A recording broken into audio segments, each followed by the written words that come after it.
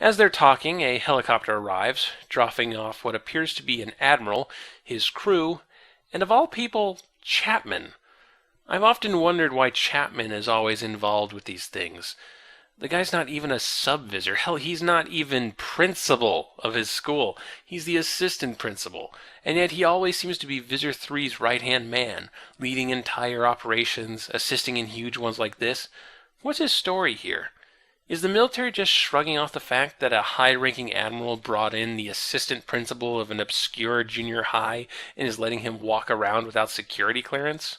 So the Animorphs manage to fly into the ship, which causes some minor confusion, but they make it to a laundry room, where Axe knocks out a sailor and morphs him. The rest of the Animorphs hiding in his clothes and cockroach morph. This seems like a really, really bad idea. Why is Axe the one pretending to be a sailor? This is the guy who only 2 weeks ago showed that he still has trouble speaking the English language and has no self-control around food. He is the most likely of the Animorphs to do something stupid and get them caught. Why isn't Jake doing this? Jake just spent 3 pages geeking out on military trivia. He has the best idea on the USS George Washington's layout. If he ever gets stopped, he'll have the best idea on what to say, what not to say, who to salute, how to salute, and so on. For that matter, I get that Axe is the only one who could fly the plane, but why wasn't Jake Axe's co-pilot over Rachel? Sure, he can't fly it, but he'd have a better idea on how the plane operates and how the military is going to respond to them. I mean, okay, they probably didn't do that, because then I'd be making another boy Animorph morphs woman plays with boobs joke, but Jake's the leader. He should recognize what the strengths of each member of his team are, including his own strengths, and play to them. No, the reason Axe is doing this is one of Animorphs' oldest excuses, because he's narrating the book. You may have noticed that the order of things have changed. The last book was a Marco book, so this should be a Jake book normally, but things need to be shaken up to make sure everyone got their right stories told at the right time. The biggest issue of the old order would have been that Tobias's next book would have been the second to last one. Way too late to do the things they do in number 49, The Diversion. That's still not a good reason to ignore the logic of the scene, though. Well, Axe doesn't wander into the mess hall and doesn't go food crazy and blow his cover, and eventually he finds where Chapman, the Admiral, and the ship's captain, Captain Plummer, are located. And it's not good, because clearly the captain is about to be captured and have a yerk put in his head. Everyone rushes to demorph and get into battle morphs, but it's too late. Captain Plummer is taken, and the small rooms and narrow hallways make fighting difficult. We learn that the Admiral is Visor 2, and he starts going on about the glory of Visor 1's plan or something. The Animorphs are forced into a retreat, though the writing isn't as clear as it could be, and I didn't realize the Animorphs split up until I realized only Axe and Cassie were talking. Unsure what to do, they decide to make their way up to the Combat Information Center and see what's going on. You know, everyone on this ship is unnaturally calm. 20 minutes ago, a stolen aircraft crashed right next to you guys, and 2 minutes ago, a bunch of dangerous wild animals were running around. Maybe Marco is underselling the how complacent America's become thing. Stolen fighter planes? Tigers loose below deck? Whatever. It's the 90s. We don't have anything to worry about. So Axe and Human Morph and Cassie and Cockroach Morph make it to the command center, where Visor 2, Chapman, and Captain Plummer are looking over things. Suddenly, reports come in of a handful of Chinese ship-to-ship missiles coming their way. Something pivotal was about to happen. Phase 1 of Operation 9466. But what? Of course. Cassie, who are the Chinese? What? What, Axe? How do you not know what China is? I feel like China should definitely be in the top 10 countries to teach Axe about in order to understand world politics. Axe has lived here for 3 years, and nobody mentioned China to him during this time? Come on, all this time he's gone food crazy, and he hasn't crossed paths with Chinese food? Is there no Panda Express at the mall? Okay, I mean, that's Chinese food in the same way Taco Bell is Mexican, but I mean, you know what I mean. Axe hasn't seen a single made in China label. Come on, Axe, there are only 1.25 billion people. Well, now that Axe knows that China is a country, he realizes what's going on. The Yeerks are staging attacks in hopes of triggering World War III. The missiles graze the USS George Washington, mostly superficial damage, but the war machine has started. Axe manages to contact Jake, who orders him to stop this somehow, so Axe grabs a Marine's gun, shoots Visor 2 in the leg, and stages it to look like the Marine did it. Visor 2 is brought into another room to take care of his injuries, but Axe demorphs and knocks the medics and then Visor 2 unconscious. He quickly acquires and morphs the Admiral, rushes into the command center, and calls off the retaliation. Axe as Visor 2 summons Captain Plummer and Chapman to Visor 2's quarters, where the rest of the Animorphs are waiting for them. Visor 2, Captain Plummer, and Chapman get tied up, and it doesn't take much for Visor 2 to start spilling the beans. Seriously, Visor 2 is clearly proud of this plan, and starts gloating about it like a Bond villain who reveals his plan before throwing Bond into a death trap. Except he's not throwing the Animorphs into a death trap. He doesn't have any advantage here. He's captured and tied up and at the Animorphs' mercy. In short, he's being a total idiot. It's clear that Visor 2 is a bit unstable and has a major Yeerk crush on the former Visor 3. You can see why Visor 3 got promoted over him. Visor 2 is a total toady and was probably all, "Oh, no, I can't take the spot of Visor 1, not while my mentor and best buddy Visor 3 deserves it, oh, so much more than me." He's a complete Visor 3 brown-noser, so it makes sense that he didn't take the promotion. What doesn't make sense is how he got to the spot of Visor 2 to begin with.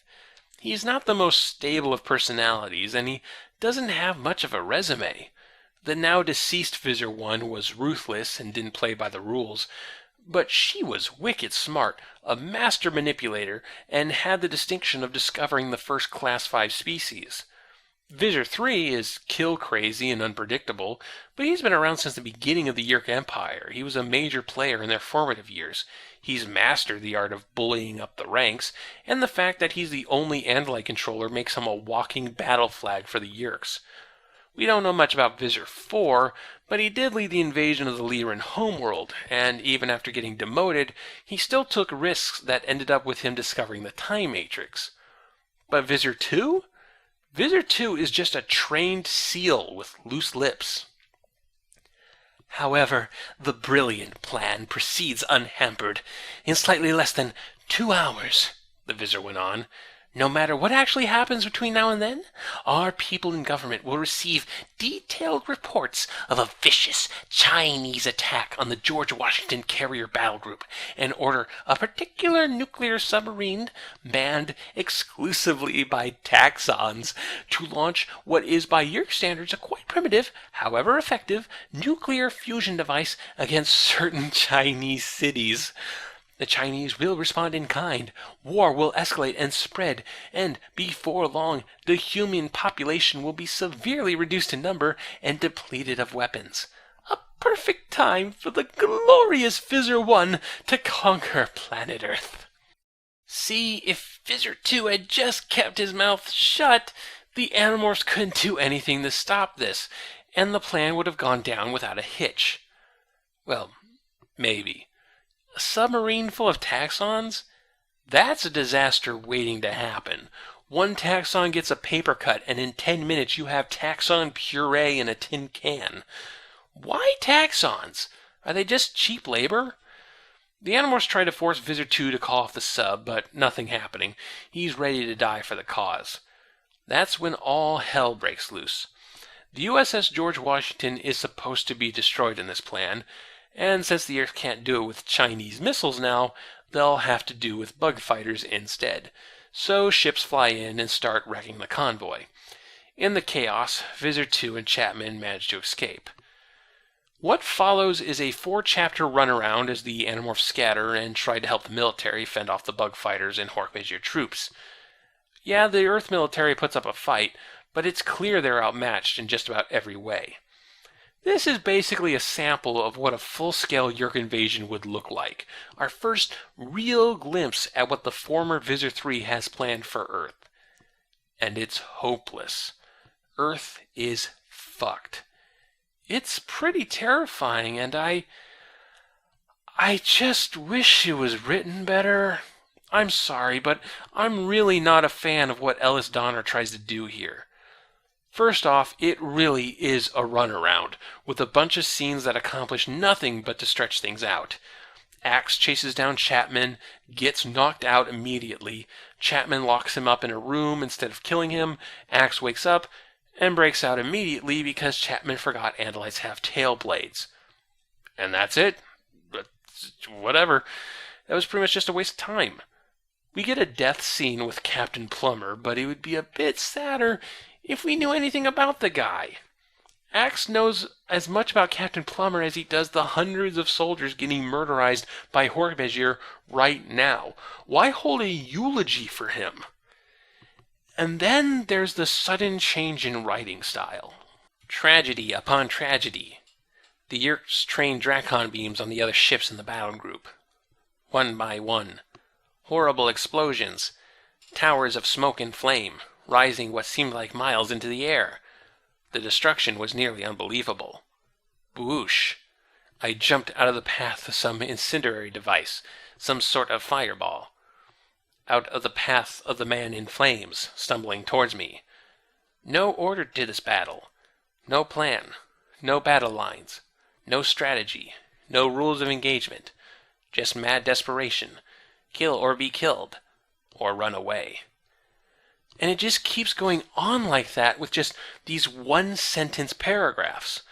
I am not a big fan of this style. It's not prose, it's not poetry, it's a goddamn shopping list. A quick way to fill a page with one-line paragraphs, a way to get out of writing detailed descriptions. If it had a poetic beat to it, that'd be something, but there's just no flow here. It's just a list. Just, no, please. So finally the list-filled runarounds end, and we finally get back to the plot. The Animorphs find Visor 2, but they don't have leverage over him. No way to make him stop the nuclear attack. Then Axe realizes what has to be done. He pulls Jake aside and lays it down. Visor 2 cares about the glory of the Yeerk invasion. The invasion that is centered around the Animorphs' hometown. If Axe got a hold of a plane with a nuclear payload, he could threaten Visor 2 with blowing up the city and the Yeerk pool. Billions of human lives versus 10 or 20,000, I said. He had to see. Had to be made to see it was the only way. I continued. Many of whom are unwilling slaves, many of whom would welcome death for the sake of freedom. No, Axe, I can't. You can't. What are you saying? Do you know what it'll do to us? And at that moment, hearing the shock and horror in my prince's voice, I knew I had made a dreadful mistake. I never, ever should have laid such a burden on my friend, my ally. Never, ever should have asked a human of such superior quality to make a decision that would undoubtedly risk the lives of everyone he had ever known. That would undoubtedly destroy his home, his neighborhood, his city. That would utterly decimate his every precious bond to sanity. I was an Andalite, a member of the species some unkindly, but perhaps rightly, have called the meddlers of the galaxy. I was an alien. I would carry the burden. I am sorry, Prince Jake, I murmured, and then I hit him alongside his head with the flat of my tail blade. So very sorry.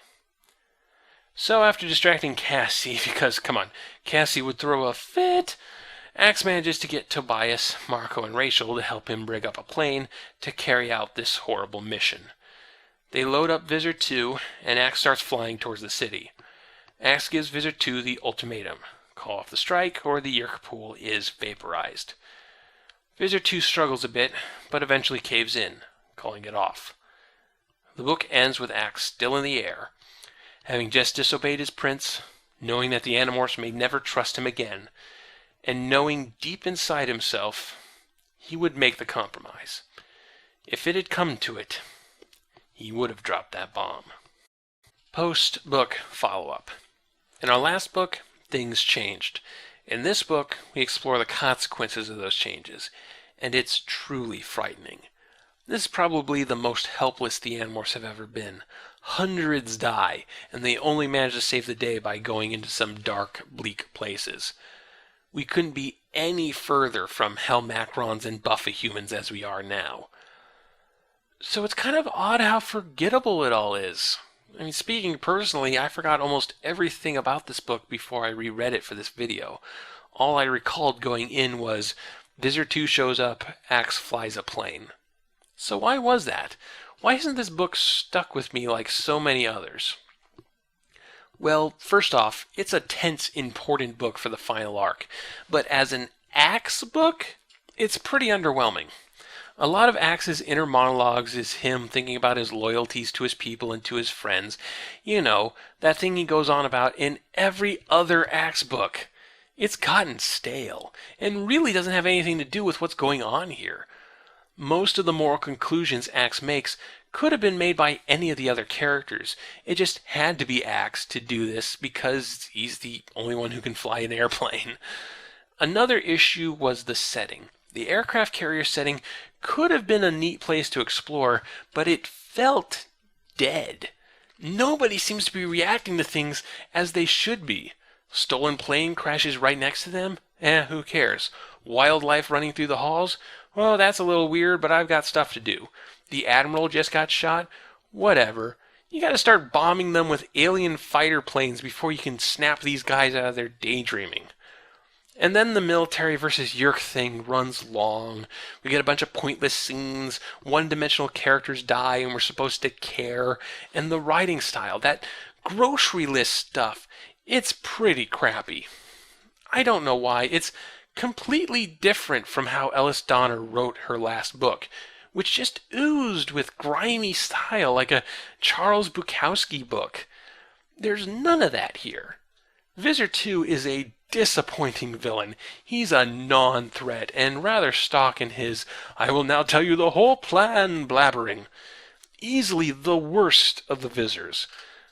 I mean, there's still good stuff here. The theme of compromise is strong, and you really feel for Axe by the end, but it could have been so much more. It could have been a lot more. I give number 46, The Deception, a 5 out of 10.